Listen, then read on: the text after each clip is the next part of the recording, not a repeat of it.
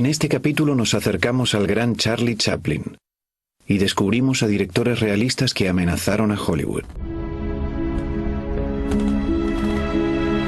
1918. La Primera Guerra Mundial acaba de terminar. Parte de Europa había quedado arrasada. Se había plantado la semilla del nazismo. Unos años después, el manifiesto surrealista decía que el arte es plasmar los sueños. ¿Pero qué sueños?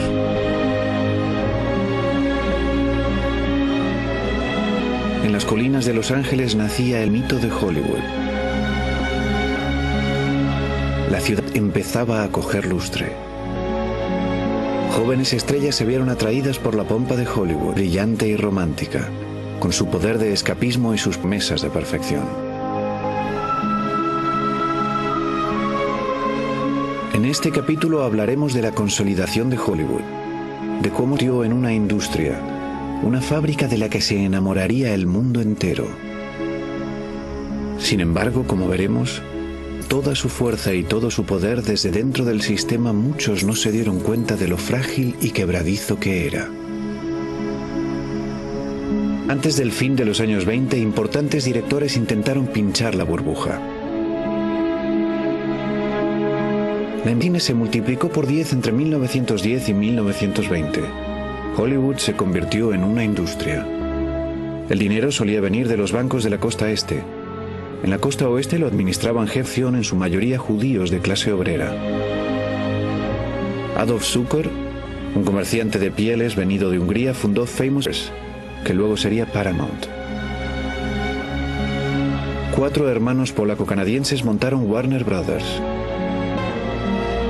Un audaz ruso, Louis B. Mayer, creó Metro-Goldwyn-Mayer. Construyeron aburridos búnkers estudios para poder trasladar el cine al interior, a la oscuridad, y controlar la luz.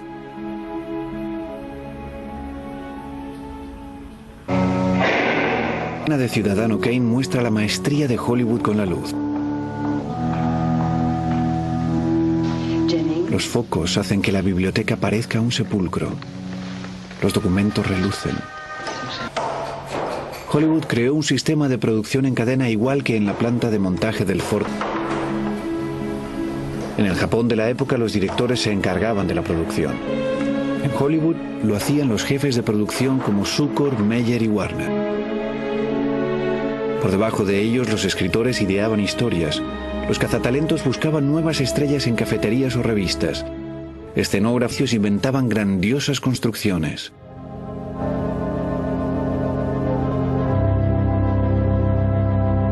Así es como William Cameron Menzies se imaginaba Bagdad. De una escala inhumana, acción elegante.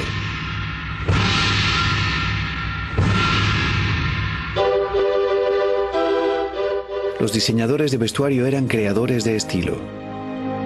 Conocían el cuerpo de sus estrellas. Este es uno de los vestidos de Marilyn Monroe. Los maquilladores creaban nuevas bases, pestañas y looks. Este es el cuarto en el que Marilyn Monroe se volvió rubia. Los ingenieros usaban nuevas tecnologías. Luces para iluminar el pelo, para que las pestañas hicieran sombra en el rostro de Marlene Dietrich en Deseo. Plataformas rodantes para que la imagen se desplazase. La imagen se alejaba en lo que el viento se llevó con el viento, lejos de los amantes y de la puesta de sol. Y cámaras nuevas, objetos bellos, como esta dial, cámara y arma a la vez. O esta de los años 60, portátil y aguda.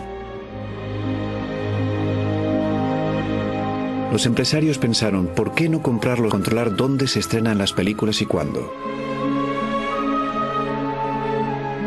Así que el producto de estos aburridos edificios eran grandiosos palacios.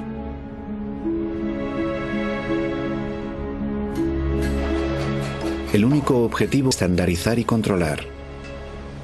El contrato de Joan Crawford especificaba sus horas de sueño. El de Johnny Weissmuller en Tarzán lo penalizaba por cada 500 gramos que sobrepasara de 6 kilos.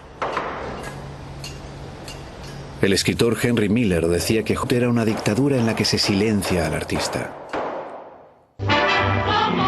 Era una dictadura. Pero se dice que había verdaderos genios. Como Babsy Bakerly, que coreografió esta fantasía. Unas chicas en la nieve hacían dibujos con sus movimientos cada vez más abstractos y geométricos.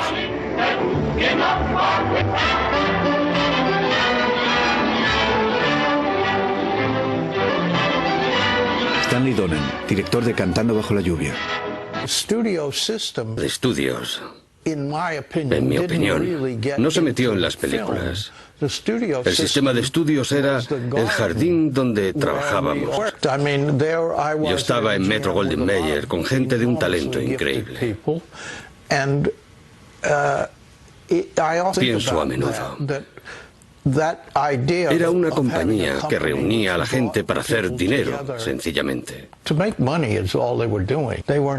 había ninguna otra razón, aparte de la económica. Era una empresa que hacía dinero, o eso esperaba.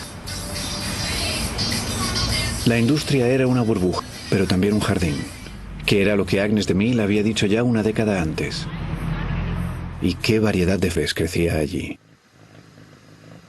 El Metro-Goldwyn-Mayer, donde estaban tan por sí mismos que grababan sus edificios neoclásicos, decían que tenían más estrellas que el firmamento. Sus películas rezumaban opulencia y optimismo. En esta escena de Cantando bajo la lluvia, hasta las sombras emanan luz.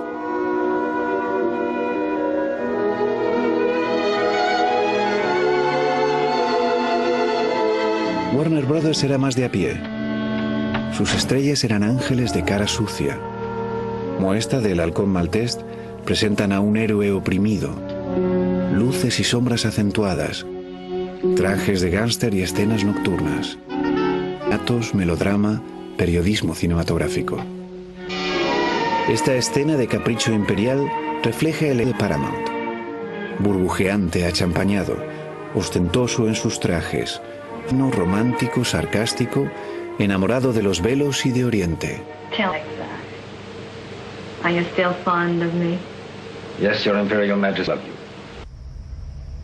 Los estudios eran una cadena de producción capitalista que se propagó por el mundo. En India, México, Italia, Reino Unido, China, Hong Kong, Corea y Francia. Hacían películas que reproducían patrones establecidos. Pero el sistema también fomentaba la maestría y el buen gusto. La extravagancia y la genialidad. El alma de la máquina era el arte.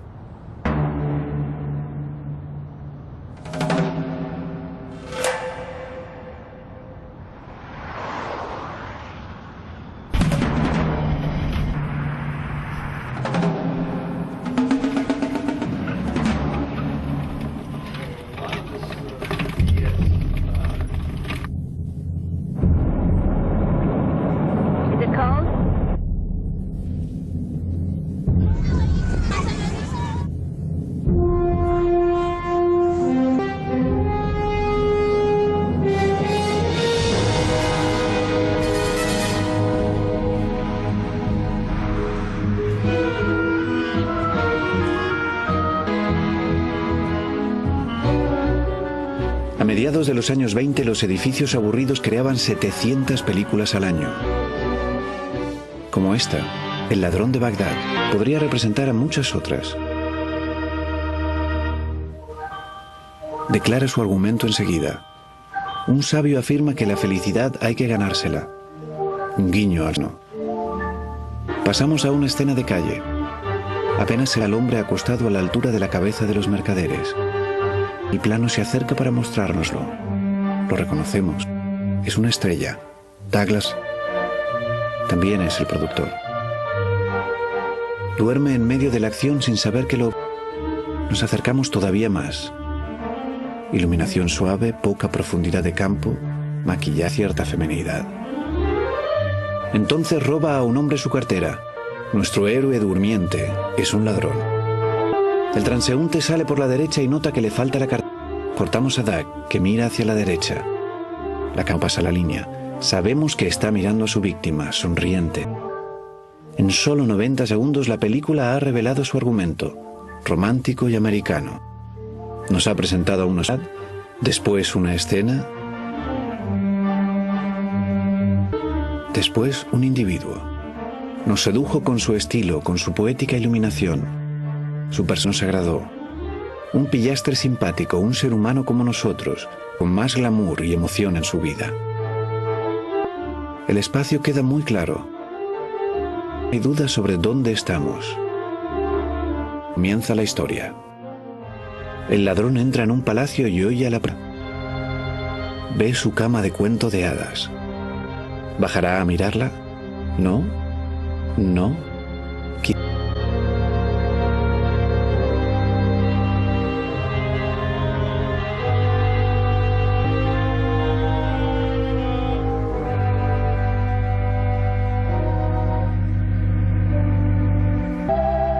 No.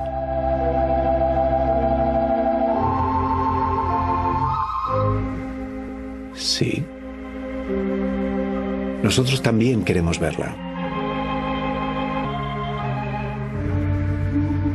La filigrana de la balconada, la elegancia de la mosquitera, las transparencias de sus pantalones.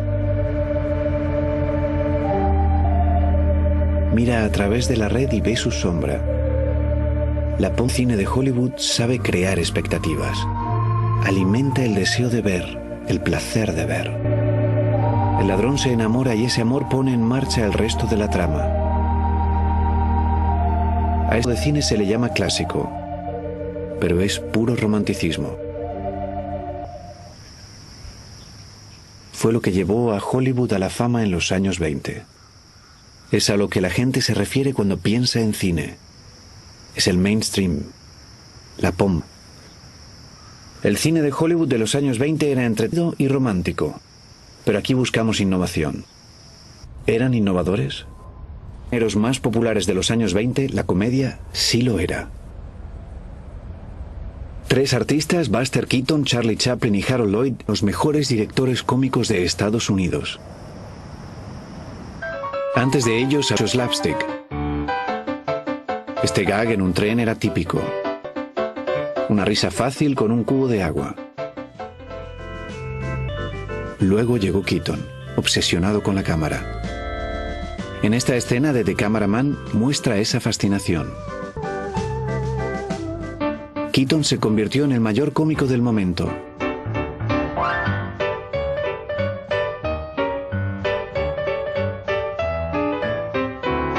Pensaba como un arquitecto. En esta secuencia del cortometraje que rodó en 1920, la que construye se convierte en un juguete. Se le viene encima.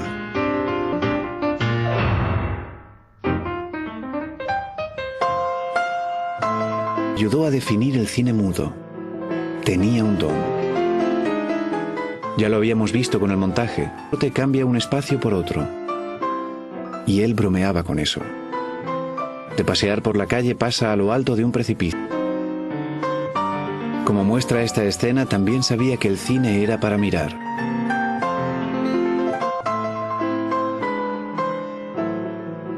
Y sabía lo bien que vendía el riesgo. Esta escena empieza con un plano picado, para acentuar la altura. Buster tiene que saltar de un edificio a otro. Lo grabó sobre este túnel de Los Ángeles.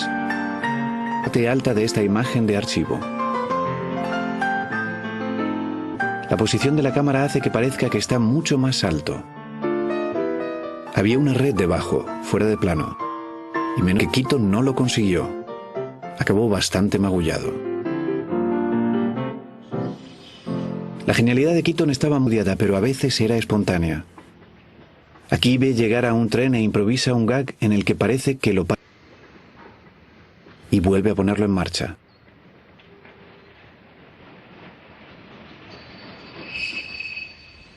Una de sus grandes obras, El maquinista de la General, era una comedia épica en un tren. Se sitúa en la Guerra de Secesión. Buster es un maquinista del sur un tanto excéntrico, obsesionado con los detalles. En la primera mitad de la película va hacia el norte. Están los prisioneros para salvar a su amada.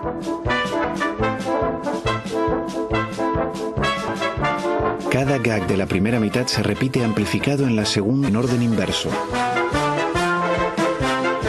Así podés prever el siguiente chiste y nos reímos incluso antes de que tenga lugar.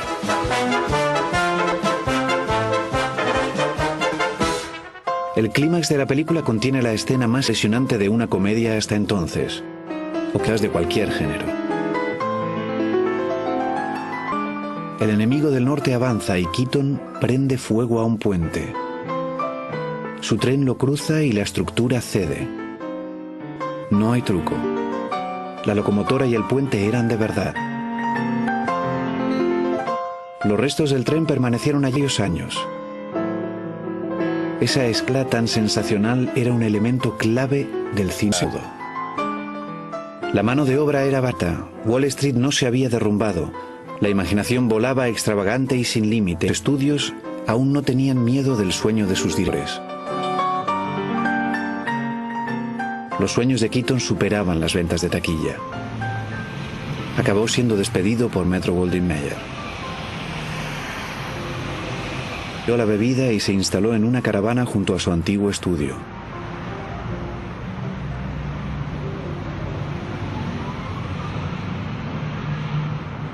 Fue olvidado durante años.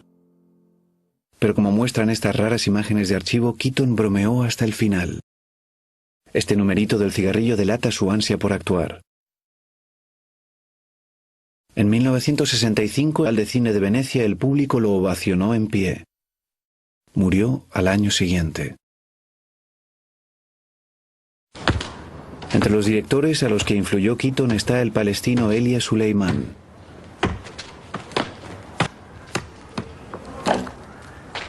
En esta escena se ve que Suleiman, como Keaton, tenía un humor muy seco. Se aleja de la acción y el mal genio le resulta divertido.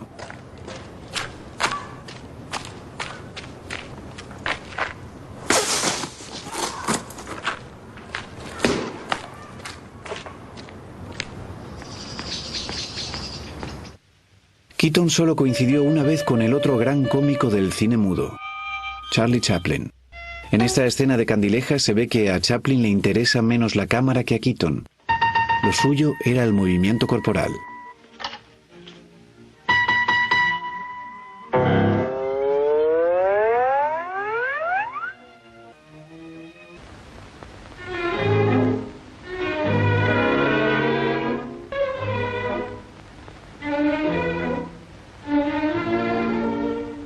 Chaplin como un bailarín de vodevil.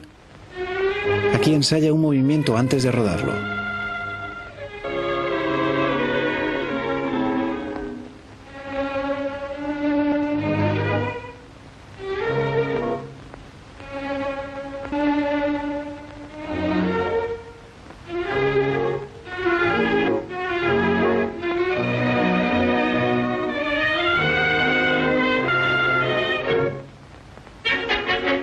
El actor y productor Norman conoció a Chaplin y a Hitchcock, que nació no muy lejos de Chaplin en Londres. Hitch venía de una familia de clase media. Su padre era un vendedor de aves de corral y de pescado. Hitch siempre quiso pertenecer a ese mundo. Charlie venía de una pobreza extrema. Era algo increíble. Contaba que él y Sidney, su medio hermano, robaban fruta podrida. Sabían dónde estaba la carreta con fruta e iban a cogerla para comérsela. Su madre se pasó la vida en un manicomio, entrando y saliendo. Creo que su padre era un bebedor. Charlie tuvo una infancia terrible. Se ve en su cine.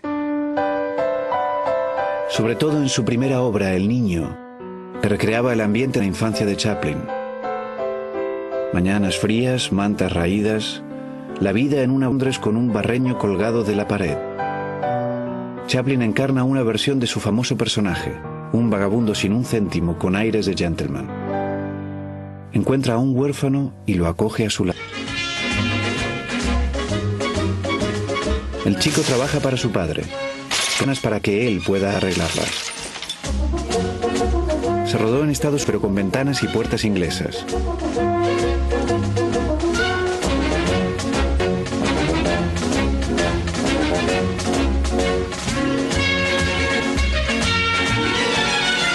Entonces se llevan al niño a un orfanato. Chaplin consigue una gran actuación de Jackie Coogan cuando lo cogen.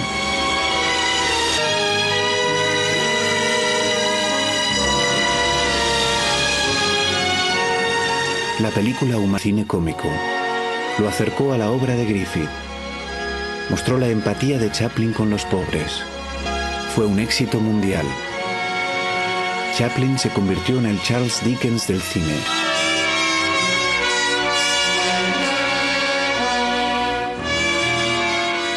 Construyó un estudio en Los Ángeles al estilo inglés. Grabó todo el proceso, algo poco habitual, prueba de su orgullo. Tenía la última palabra sobre sus películas. Sus estrenos eran multitudinarios. Hoy el estudio parece una casa inglesas plantificada en medio de una megalópolis.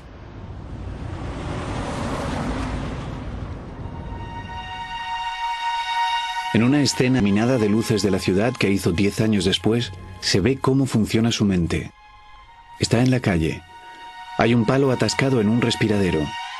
Chaplin empieza a juguetear con él.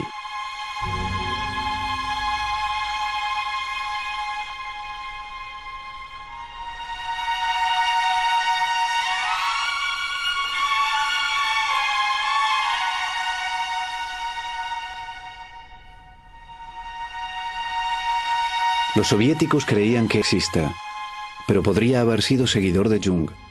Creía en el juego, la inspiración, en encontrar ideas en uno mismo.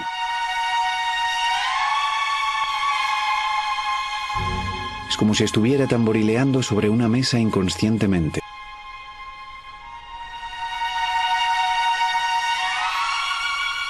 «60 años después, el director británico Nicholas Roeg también parecía querer mostrar el subconsciente de sus personajes.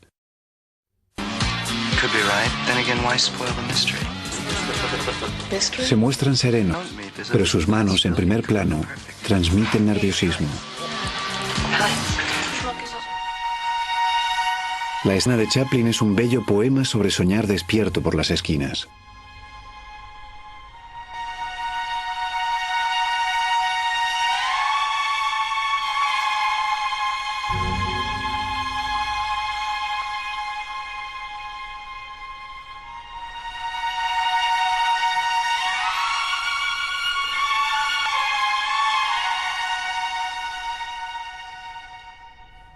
Stanley Donen también ve ideas.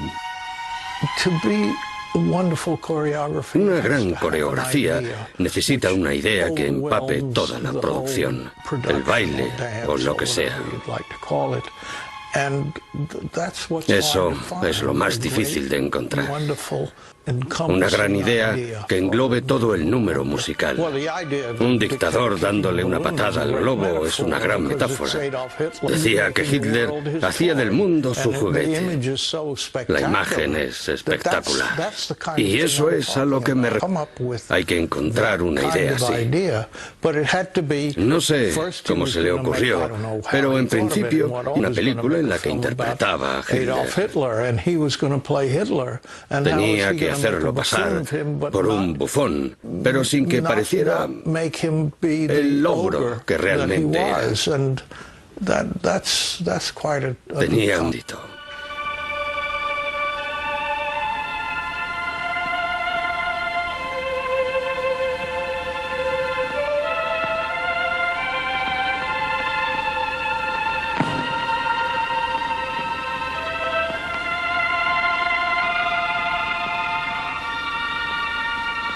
Fascismo y ballet. Podría imaginar una escena así. Nadie en el cine sabe combinar entretenimiento, ideas, improvisación y política como Chaplin.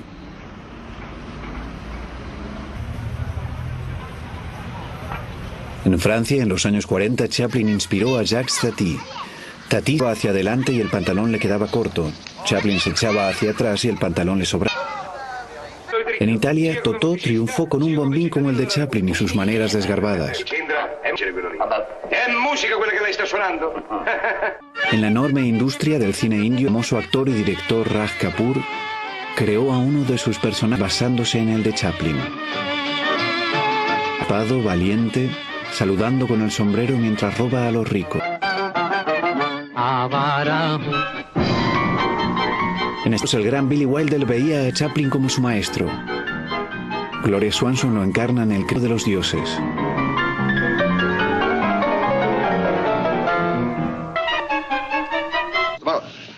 Incluso esta escena del gran dictador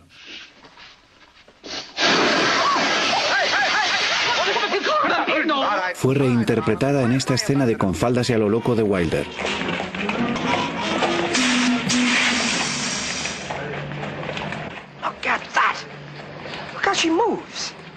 Chamdo United Artists, el estudio que hizo Con faldas y a lo loco, y uno de los que sentó las bases de Hollywood. Chaplin formaba parte del núcleo del cine de Estados Unidos. Para vergüenza del país, lo expulsaron en los años 50 por ser de izquierdas. Cuando trabajas con alguien como Renoir, asimilas su grandeza, o eso esperas. Es decir, vas a formar parte de su mundo. Y no solo es que trabajes a ese nivel. Intenta ver algo de ellos y empiezas a compartir sus mismos puntos de vista. No pierdes los tuyos, pero ganas la capacidad de asimilar lo que ellos hacen. El cómico al que influyó Chaplin en los años 20 era el hijo de un fotógrafo de Nebraska, Harold Lloyd. En sus comienzos, Lloyd se parecía a Chaplin. Aquí se encombros y lleva levita y bigote. Después él y su productor le pusieron unas grandes gafas que le daban aspecto de pardillo. Pero la forma física de Lloyd y el coraje que aquí demuestra lo convertían en osado soñador, agresivo y lírico. Un pardilético. Su obra magna, El hombre mosca, termina con una famosísima escena del cine de los años 20. Interpreta a un Pareto que finge ser ante su noble encargado de una tienda. En el clímax de la película, para dar publicidad a la tienda, Lloyd, que tenía vértigo y le faltaban 2 dedos de una mano, era el edificio. La secuencia es una carrera de obstáculos en vertical. Un pájaro, una red, un tablón, un reloj, una cuerda, un perro, un ratón, una pistola, un anemómetro se interponen en su camino.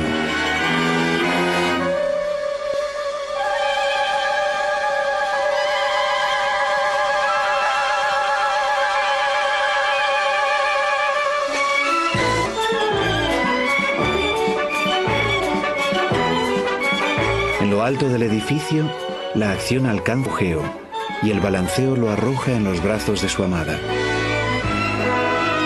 La escalada es una forma de plasmar una bonita idea.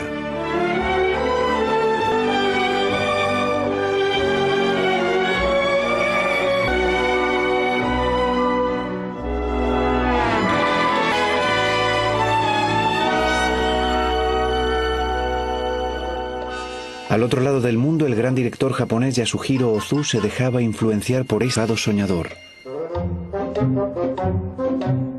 Estos habían planeado cómo hacer trampa en los exámenes. Tienen la ingenua confianza de Lloyd, su misma hombriada.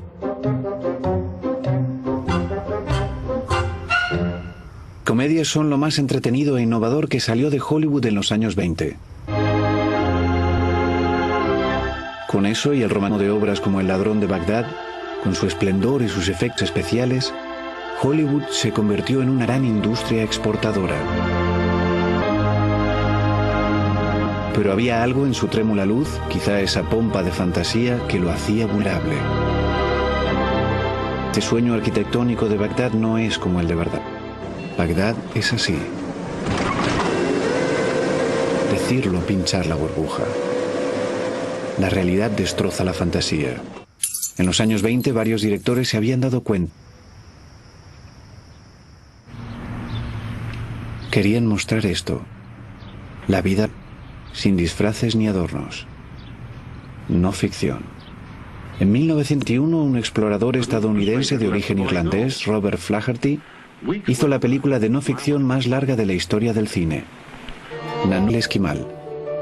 Se sitúa en Alaska. Tiene bellos planos panorámicos muy convencionales, pero después se centra en Inuit, Nanook y en su familia. No era un diario de viajes. Miraba a Nanook a la cara, intentando plasmar su psicología, su lucha mítica contra los elementos. Como Chaplin y Griffith, Flaherty era un romántico. Sin embargo, no usa actores. Nada de estrellas. No hay un Douglas ni una Garbo. El público lo veía de una forma más ética.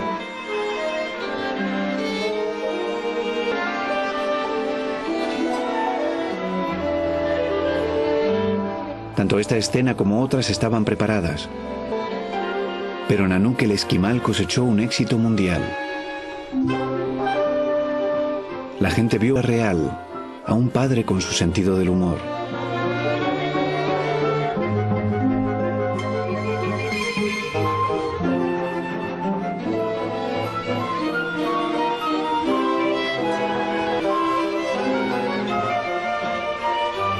Hasta se comercializaron helados con su nombre. Su muerte, 2 años más tarde, acaparó titulares.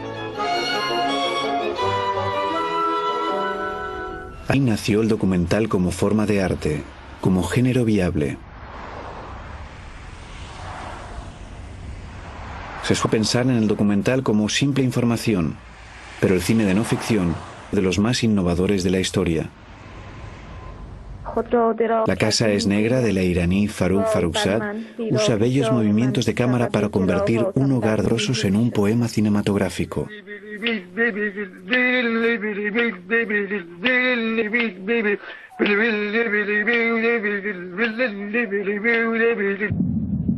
En este ensayo fílmico, Sans Soleil, Chris Marker grabó sitios reales de Japón y otros lugares. Se escribió un texto de ficción en el que una mujer imaginaria cita cartas inventadas del director.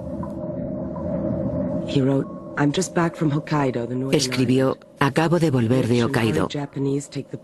El japonés adinerado coge el avión, el resto coge el ferry. Espera, inmovilidad, sueños. Curiosamente me recuerda a una guerra pasada o futura. Palabras imaginadas sobre imagen de no ficción. I got into so much trouble when I got back. I was in the mind frame of, well, just come back from a place where everyone wants me dead. El director Brian Hill y el poeta Simon Armitage entrevistaron a un hombre que había estado. Luego transformaron sus palabras en poemas e hicieron que los dijera para convertir sus recuerdos en algo mágico.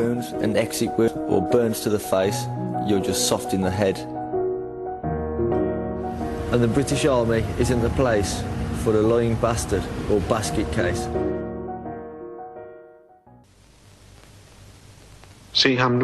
Miradlo ahora.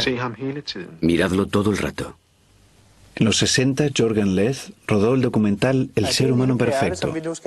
40 años después, el director Lars von Trier invitó a Leth a que lo reinterpretara 5 veces. Cada uno con una restricción distinta.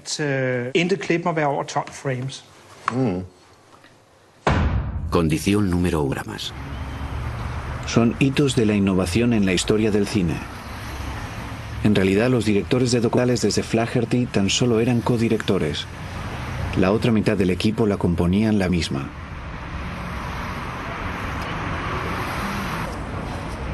De vuelta a los años 20, quizá fuera un documental Nanook el Esquimal lo que llevó a este director a usar el realismo para boicotear la fantasía de Hollywood. Erich von Stroheim se enfrentó al sistema establecido. Aquí se grabó de frente, saliendo de la oscuridad, sonriente y con cicatrices. Erich von Stroheim fue uno de los pocos genios de verdad del cine mudo en sus comienzos. Tenía gran sensibilidad. Era un poeta y un artista tal que solo encontrás en Hollywood. El realismo de Stroheim era más obsesivo que el de Flaherty. Aquí enseña a una actriz tan simple como cepillarse el pelo. Un detalle en la escena. Esta es su colosal película. avaricia. El hombre de la derecha es dentista. Su mujer gana la lotería. En el original, el dinero estaba coloreado de amarillo.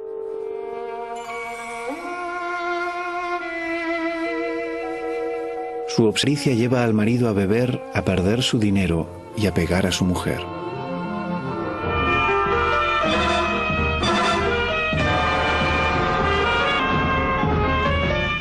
Stroheim nos muestra su agonía, su pequeñez.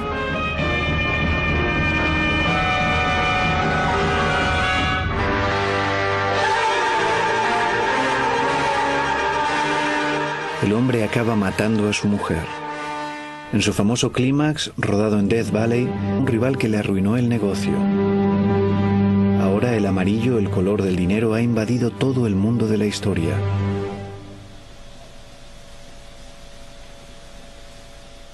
Al estar esposado al cadáver, él también morirá.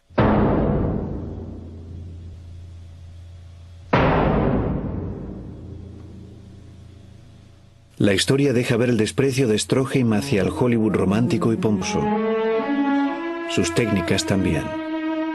Rodó todas las escenas de la novela de Frank Norris en la que se basaba la película. 9 meses de rodaje. A veces, como aquí, con un calante. Llevaba a los actores al límite. El presupuesto era de $1,5 millones.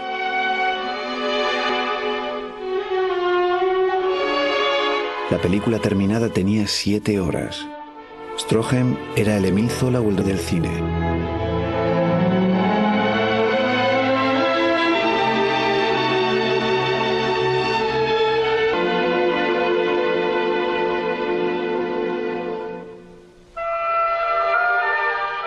Este es el director de Photo Brown.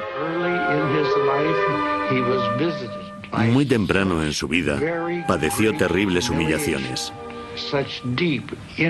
Quedaron heridas psicológicas tan profundas que surgió en él el deseo enfermizo de usar genio como arma. Metro-Goldwyn-Mayer odiaba el resultado. Su hiperrealismo lo estigmatizó y no dirigió muchas más películas. En 1948 volvió a su ciudad natal, Viena, para rodarla, pero no cuajó. En 1950 vio la versión abreviada de Avaricia y dijo que la película estaba muerta. El mismo año Stroheim interpretó al celoso mayordomo del Crepúsculo de los Dioses.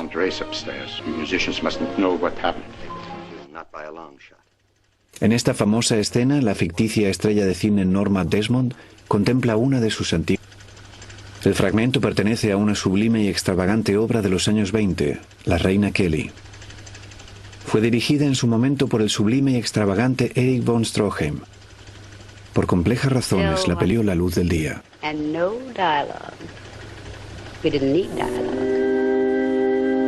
3 años después de Avaricia, otra película de Metro-Goldwyn-Mayer intentaba plasmar los Estados Unidos de los con más realismo que el cine romántico. Se convirtió en la mayor película de temática social anterior al crack de Wall Street. Y El mundo marcha con una pareja normal de Nueva York. Tienen una hija, pero muere. En esta desgarradora escena, el padre cree que su hija tan solo duerme e intenta hacer callar a la gente de la calle para que no moleste.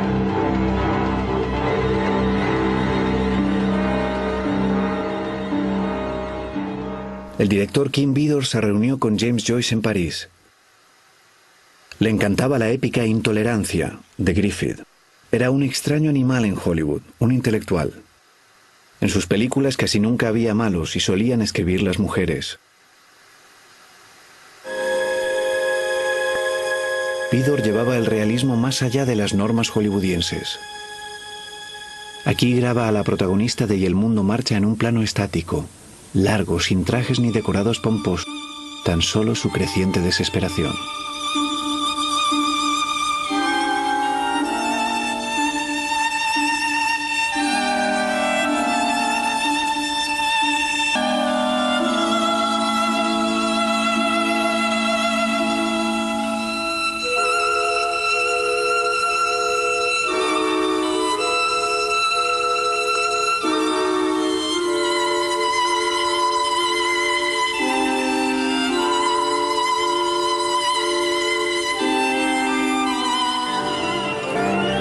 En Y el mundo marcha se rodaron casi todos sus exteriores en Nueva York. Vidor usaba cam ocultas.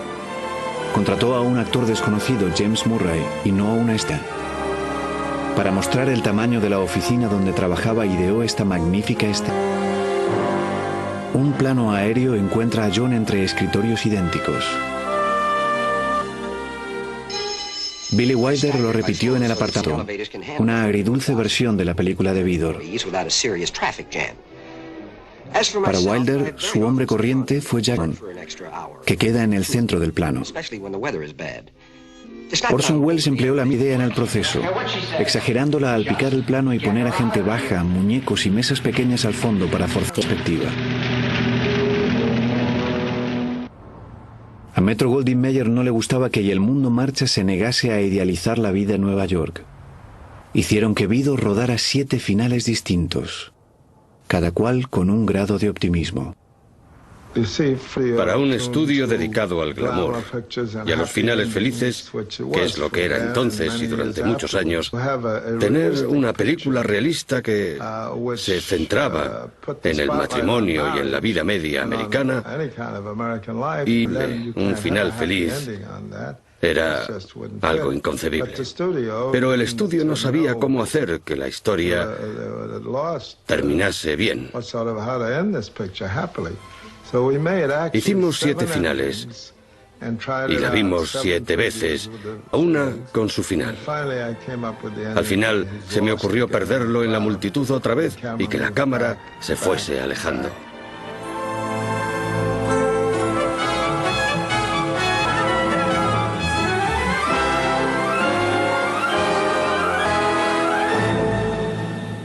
Y el mundo marcha es un compendio del cine de los años 20 y 30. Mostraba una sociedad masificada y se centraba en el hombre de a pie, igual que haría el cine francés. Reflejaba la energía de las ciudades, su ritmo y sus composiciones, igual que el cine alemán Lang y Walter Ruttmann, y el del soviético Dziga Vertov.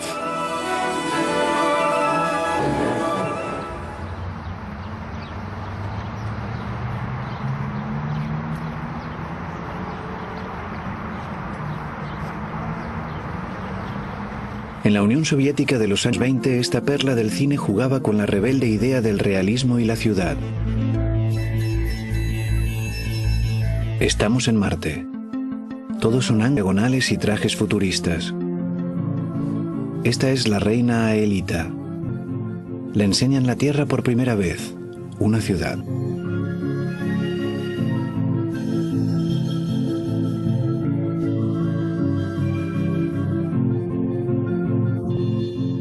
De guerra.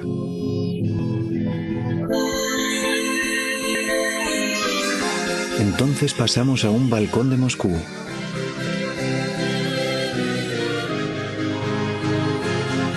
La reina ha visto real la Tierra y quiere poseerla.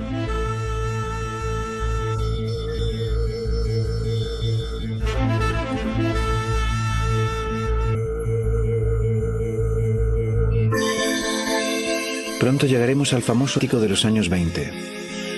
El de este director, Yakov Protasanov, es bastante diferente. Protasanov era coetáneo del director de esta cinta, Yevgeny Bauer. Un hombre estudia en su habitación. Elegante iluminación lateral. Aparece su tío. Bauer usa una puerta para crear un hueco en la pantalla, como un cuadro de Vermeer. Después, entramos en el de estudiante. Adelantándose a su tiempo, la fuente principal de luz aparece en la imagen, en primer plano. Es de una naturalidad brutal. Más adelante, el hombre ve a una bella actriz. Sorprendentemente, ve una carta de ella pidiéndole una cita. La espera en la nieve. Ella llega desde atrás del plano. Una composición muy atrevida rodada con luz natural.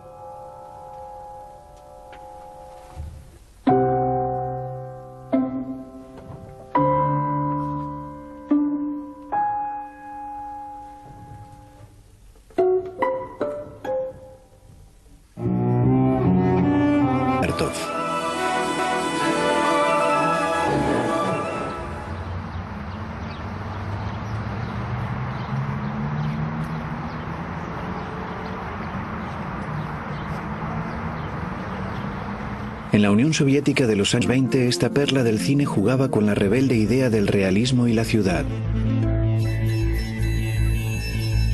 Estamos en Marte.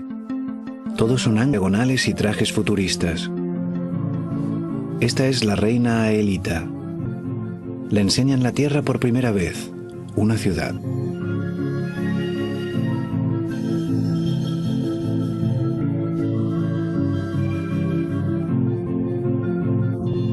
Un buque de guerra.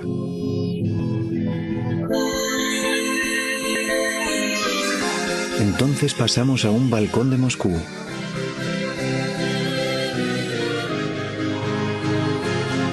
La reina ha visto real la Tierra y quiere poseerla.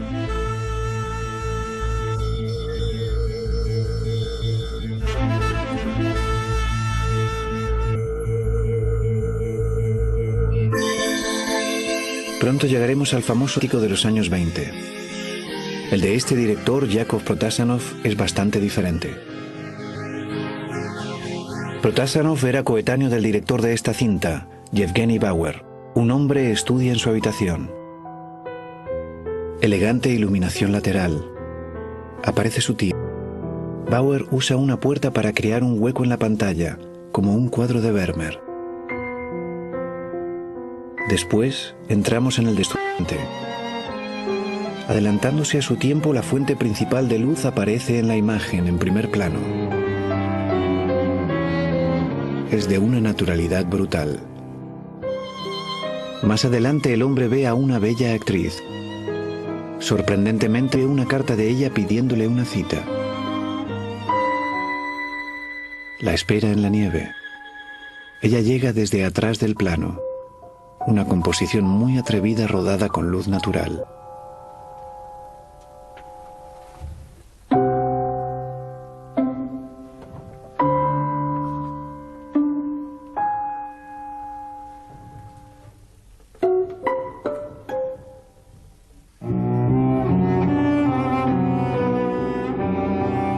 Después la actriz muere y él empieza a soñar con ella. Aquí, en un campo, camina envuelta en un halo de luz.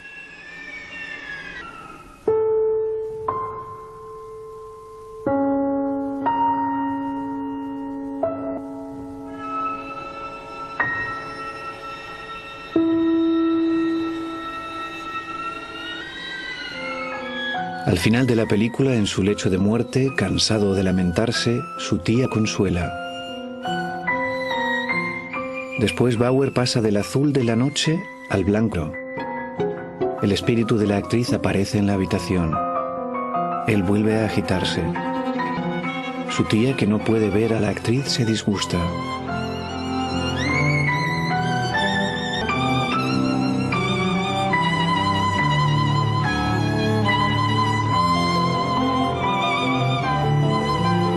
Si bien el cine romántico solía ser optimista, las películas rusas eran lamentos pesimistas sobre el dolor, la pérdida y la añoranza.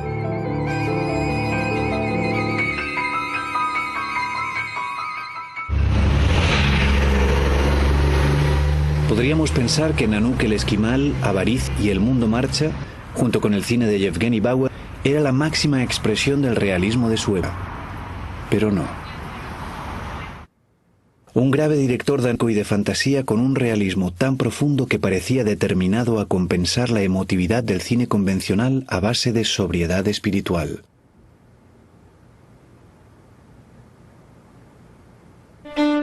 Fijaos en esta escena de La Pasión de Juana de Arco. Juana, una joven católica francesa del siglo, es acusada de brujería y acaba de firmar una declaración negando a Dios para salvar su vida.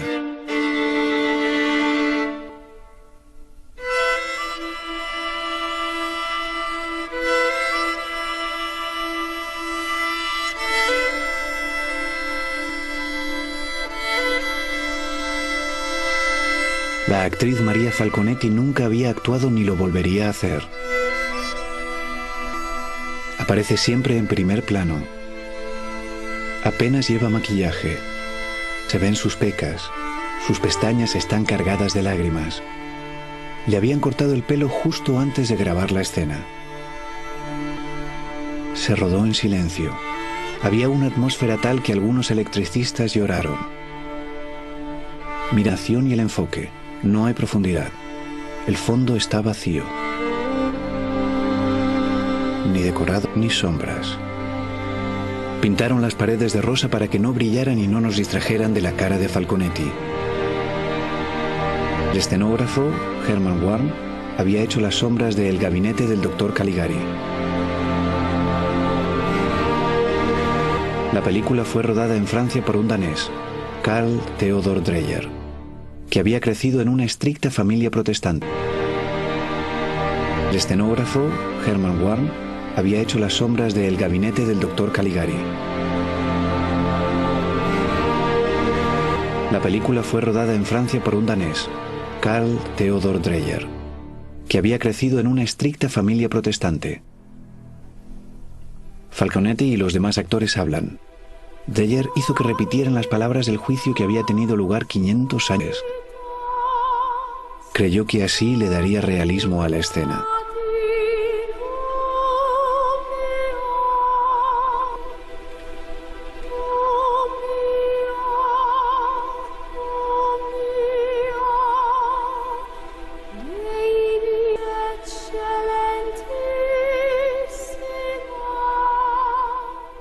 El rebelde de los años 90, Lars von Trier. Dreyer es fantástico. ¿Por qué? Lo mismo que hacía con el decorado, lo hacía con el guión. Empezaba con mucho texto y lo iba reduciendo. No sé lo que hacía, pero transmitía una sensación monumental haberlo condensado durante tantos años. Es como una buena sopa. Hay que reducirla de tiempo. No sé por qué es tan bueno. Pasa con todo el mundo. ¿Qué es tan bueno Tarkovsky? Es difícil de decir, pero para mí ver sus películas fue una revelación. Es de agradecer que sea tan difícil decir por qué alguien es bueno. Es algo que se siente con mucha fuerza. Si no es así, es que no es bueno. Dreyer nació fuera del matrimonio. Fue adoptado y creció en una familia luterana. Vivió aquí. Iba a iglesias como esta. Aunque no creía en Dios, la pureza y la simplicidad de las iglesias luteranas parecen haber formado su mundo interior. El maestro de la austeridad decorativa. En Ordet, la palabra, comencé una simplificación radical. Solo aceptaba cosas relacionadas con la historia. Había una gran cocina que queficar, y lo conseguí. No puedes simplificar la realidad sin comprenderla primero. Así que le pedí a la mujer de la cafetería del estudio que la equipase como si fuera su propia cocina. Según decías, trajo un montón de utensilios de cocina. Platos, ollas, sartenes. Los colocó como ella quiso. Cuando terminó, el cámara y yo empezamos a retirar objetos uno a uno hasta que solo quedaron 4 o 5. Así, en su forma simplificada, retirar objetos uno a uno hasta que solo quedaron 4 o 5. Así, en su forma simplificada, la noción de cocina estaba mucho más clara que antes.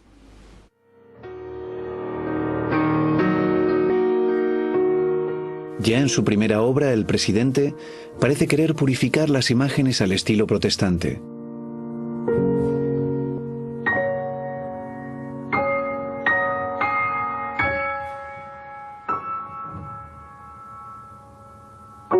Los decorados de entonces solían estar sobrecargados. Él empezó a grabar en días con niebla o hacia la luz para suavizar sus imágenes. Sus planos se volvieron más blancos.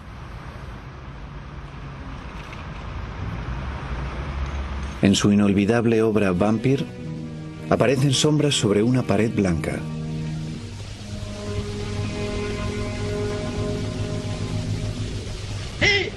tienen vida propia.